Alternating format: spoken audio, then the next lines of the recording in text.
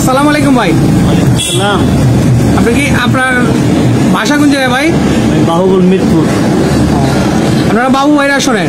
জি বাবু ভাই আসলে বাবু ভাই তো আজকে জাতীয় পার্টি থেকে ফরম কিনছেন, নমিনেশন কিনছেন। আপনারা কতটুকু আশ্বাস বাহুবল নবীগঞ্জে যে লাঙ্গলের ভোট এবং বাবু ভাই জয়ের ব্যাপারে? আমরা ইনশাল্লাহ আমরা শতভাগ আশাবাদী।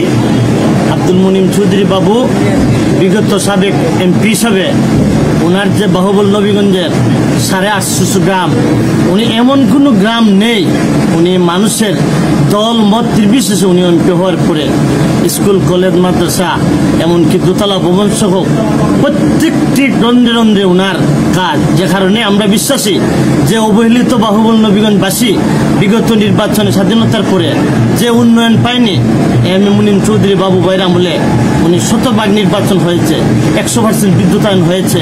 আমরা এমন কোনো ইউনিয়ন নেই, এমন কোনো ওয়ার্ড নেই আমার এম এ মুনিম চৌধুরী বাবু ভাই উনি ওনার কাজ করেননি, উনি ক্লান্ত হননি।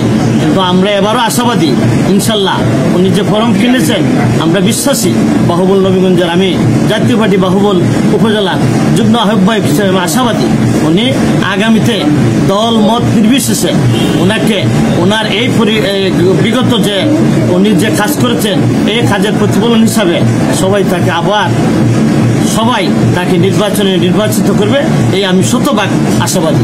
আর উনি একমাত্র মুনিম চৌধুরী বাবুর বিকল্প বাহুবল নবীগঞ্জ আর কেউ হয়নি, হবে না ইনশাল্লাহ। ধন্যবাদ ভাই আপনাকে। Thank you.